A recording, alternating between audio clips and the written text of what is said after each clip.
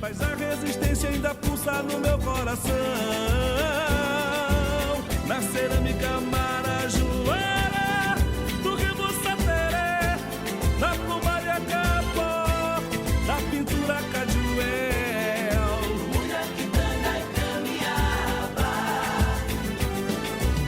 na zarabatana macu, no arco munduruku, no manto tupinambá, na flecha cavaiurá, na oração terçana.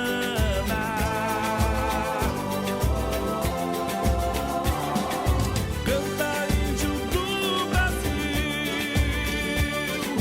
canta índio do Brasil, canta índio do Brasil.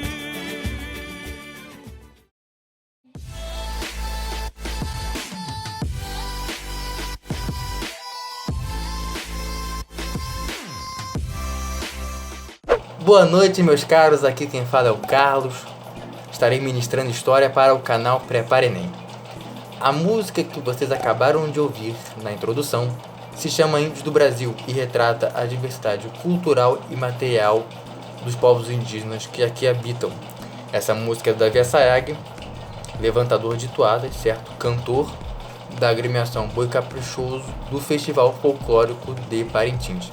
Este festival ocorre no último final de semana de junho, no Amazonas, mais precisamente na cidade de Parintins, e visa contar a história amazônica, certo? Os ritos, as lendas e a própria cultura amazônica para a própria cidade, para o Brasil e para o mundo. Vale a pena dar uma olhada no YouTube, pesquisar Festival Folclórico de Parintins e vocês se surpreenderão com a grandeza desse festival. Como introdução, eu estarei aqui citando um trecho de um artigo que caiu no Enem 2013, na seção português. Portanto, irei aqui somente citar o trecho, não irei, portanto, fazê-lo como questão. O texto possui o nome, chama-se As Razões de Ser Guarani Kaiowá, e que busca pensar a questão atual do Guarani Kaiowá, escrito por Rafael Aze. Vamos ao trecho. Na verdade, o que se chama genericamente de índios é um grupo de mais de 300 povos, que juntos falam mais de 180 línguas diferentes. Cada um desses povos possui diferentes histórias, lendas, tradições, conceitos e olhares sobre a vida, sobre a liberdade, sobre o tempo e sobre a natureza. Em comum, tais comunidades apresentam a profunda comunhão com o ambiente em que vivem, o respeito em relação aos indivíduos mais velhos, a preocupação com as futuras gerações e o senso de que a felicidade individual depende do êxito do grupo. Para eles, o sucesso é resultado de uma construção coletiva. Portanto, ele busca, mais uma vez, retratar a grande diversidade desses povos indígenas. E, enquanto a música, ela citou bastante essa diversidade material da zarabatana, do arco munduruku, do manto tupinambá e da flecha camaiurá, certo? Esse trecho traz um outro aspecto, o aspecto linguístico. E é sobre esse aspecto que eu venho tratar nesse episódio, certo? Engana-se quem pensa que o tupi seria a única língua falada pelos indígenas do Brasil. Na verdade, essa impressão pode se dar porque os portugueses que aqui chegaram vieram pela costa do Atlântico e, portanto, encontraram com os povos que ali habitavam. E esses povos eram majoritariamente falantes do tronco tupi, como os tupinambás, os caetés, os tabajaras. E, portanto, esse contato foi feito a partir da língua tupi. E aí disseminou-se a ideia de uma língua geral brasileira baseada no tupi. Mas não. E aqui, dessas 180 línguas diferentes citadas nesse trecho, irei destacar 4 troncos linguísticos principais. O que seriam esses troncos linguísticos? Por exemplo, o português, o espanhol, o catalão, o francês, o italiano e o romeno derivam do latim, portanto são línguas latinas, certo? Pertencem ao tronco do latim, certo? Portanto, os 4 troncos que serão analisados agora, eles são como que essa língua mãe desses povos. São os troncos tupi, representado, portanto, pelas etnias que majoritariamente habitavam a costa brasileira quando da chegada dos europeus. E como etnia representativa desse tronco, eu gostaria de citar os tupinambás, principalmente pelo vasto material etnográfico que existe sobre eles, principalmente os que habitam a Bahia, certo? Se vocês que também quiserem dar uma olhada, vocês acharão bastante material atual, certo? Continuam lá, principalmente em Olivença, na Bahia, ainda habitando aquele local, certo? Representante do tronco linguístico Macro-G. As etnias que fazem parte desse tronco habitam mais ao centro do país, certo? No bioma cerrado, como Geis, espalhados pelo Mato Grosso do Sul, Juguatóis e Mato Grosso, como a etnia, exatamente a etnia que eu escolhi representar esse tronco linguístico, que são os Bororóis, que também possuem vasto material etnográfico. Está passando aí, por exemplo, indígenas Bororó na sua tela. E na descrição também eu coloquei um ritual Bororó feito na cidade de Rondonópolis, uma matéria do G1. Está aqui na descrição, certo? Como representante do grupo linguístico Caribe, Sim Caribe, certo? E, portanto, o Caribe, a região geográfica, certo, das Antilhas, ela tem esse nome justamente porque os indígenas que ali habitam falam línguas desse tronco linguístico. Por isso o lugar chama-se Caribe. E uma etnia bastante representativa desse tronco que eu escolhi são os Iquipeng, que habitam talvez a mais famosa terra indígena de todas, certo? A terra indígena do Xingu. Portanto, há vasto material também etnográfico sobre os Iquipeng que até hoje residem no território do Xingu. Está passando uma imagem aí, certo?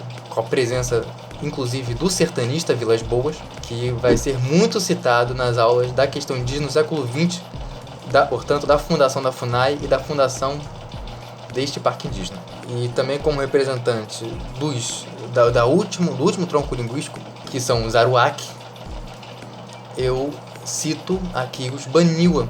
Os Baniwa, que são importantes não só culturalmente, mas também por um fato muito interessante entre os municípios brasileiros. Existe um município brasileiro que possui 4 línguas oficiais. Esse município se encontra no Amazonas e se chama Gabriel da Cachoeira, São Gabriel da Cachoeira, passando aí na sua tela. Esse município possui 4 línguas oficiais: o Baniwa, certo, do tronco linguístico Aruac, o Tucano, que é do próprio tronco tucano, das línguas tucano, o Iengatu, que é o tupi moderno, certo, derivado desse tupi antigo, e o próprio português. Portanto, fica essa curiosidade, São Gabriel da Cachoeira possui 4 idiomas oficiais, 3 idiomas indígenas e o português. E uma curiosidade, então, sobre os Aruac. Esse grupo linguístico, ele também vai estar presente, provavelmente, nessa região das Antilhas, certo? Do Caribe. E nas Bahamas, eles serão representados pela etnia Taino. E justamente essa etnia será a primeira que será contactada pelos europeus, por Cristóvão Colombo. Cristóvão Colombo, quando chega na primeira vez em solo americano, nas Bahamas, encontra indígenas dessa etnia Taino que provavelmente falam uma língua derivada do tronco Aruac, certo? E muito se fala da chegada dos conquistadores, Cristóvão Colombo, Pedro Álvares Cabral, e pouco se fala de quem são esses índios que receberam essas figuras históricas, certo? Portanto, estamos dando crédito aqui à etnia Taino, que habitava esse lugar e fez o primeiro contato com os europeus, com a esquadra de Cristóvão Colombo. Então, esses 4 grandes troncos linguísticos, o Tupi, né, certo? O Tupi Guarani, o Macro-G, o Caribe e o Aruac, são, portanto, justamente a noção de que não é só o Tupi que se fala no território brasileiro, se falam várias outras línguas. A variedade cultural indígena é imensa. Então, partiremos agora para a questão. Eis, portanto, a questão 6 do Caderno Azul do Enem 2015. E assim ela diz: a língua de que usam por toda a costa carece de 3 letras. Convém saber, não se acha nela F, nem L, nem R. Coisa digna de espanto, porque assim não tem fé, nem lei, nem rei. E desta maneira vivem desordenadamente, sem terem além disto conta, nem peso, nem medida. Esse é o trecho. Vamos agora à comanda da questão.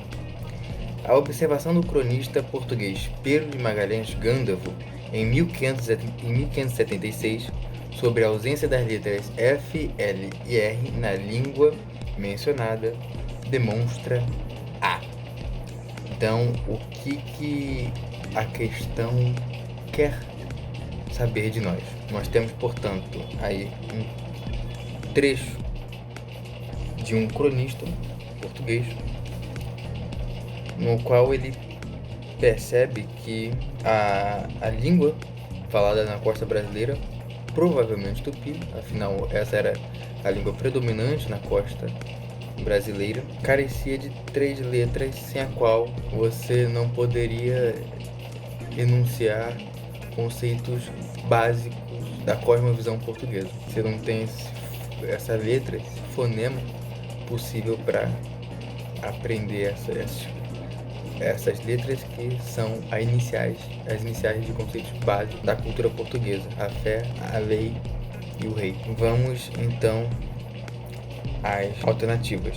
E um comentário antes: quando a comanda fala que a observação do cronista Pedro Magalhães, e assim vai, demonstra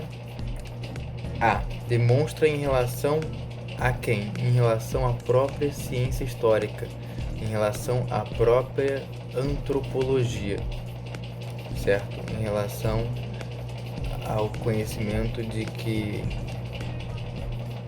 as culturas devem ser estudadas em pé de igualdade, em que elas devem receber um reconhecimento igual. A partir desse conceito sociológico e do conhecimento histórico, você vai fazer uma análise do trecho que o cronista escreveu. Agora sim, as alternativas.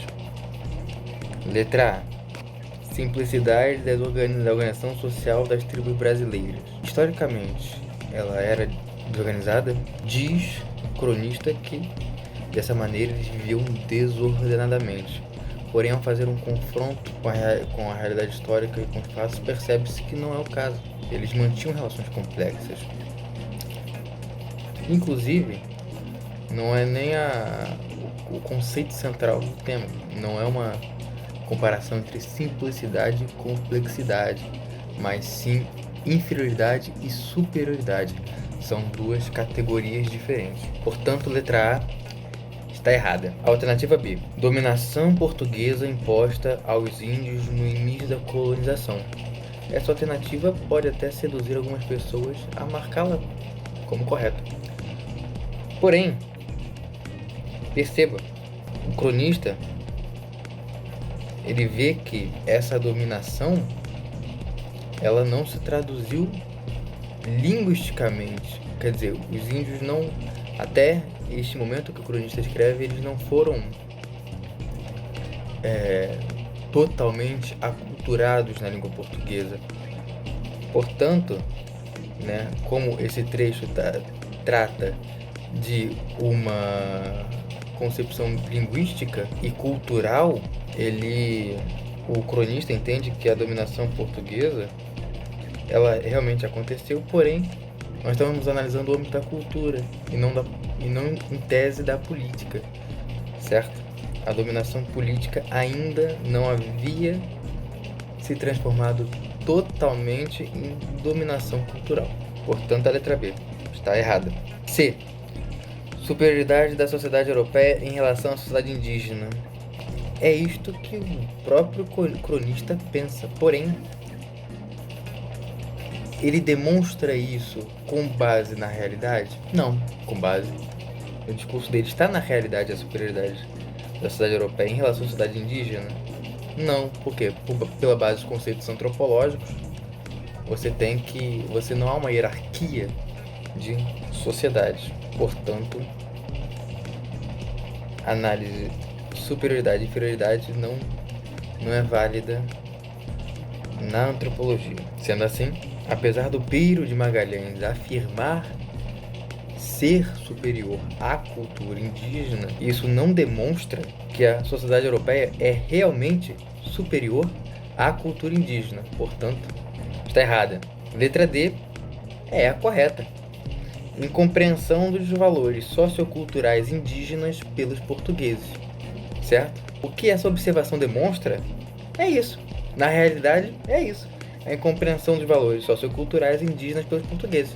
Os portugueses, na figura do cronista Pero de Magalhães Gândavo, ele não foi capaz, neste momento em que ele escreve a sua observação, de compreender os valores socioculturais indígenas. Pelo contrário, ele busca impor nesses indígenas os valores socioculturais europeus. Portanto, demonstra na realidade a total incompreensão. A letra E, dificuldade experimentada pelos portugueses no aprendizado da língua nativa. Veja, em alguns casos essa dificuldade realmente ocorre, certo? Porém, o que o texto está indicando não é nem mesmo que o cronista, o Pero de Magalhães Gândavo, ele se dá ao luxo de buscar aprender o tupi. Nem isso ele, nesse trecho, ele pensa em fazer. Ele simplesmente pensa em introjetar os conceitos portugueses sem análise qualquer por parte de uma alteridade, ou quer dizer, se colocar no lugar do indígena. Pelo contrário, ele busca impor esses conceitos aos indígenas e, portanto, não é a chave da questão. A chave da questão é justamente a letra D, incompreensão dos valores socioculturais indígenas pelos portugueses.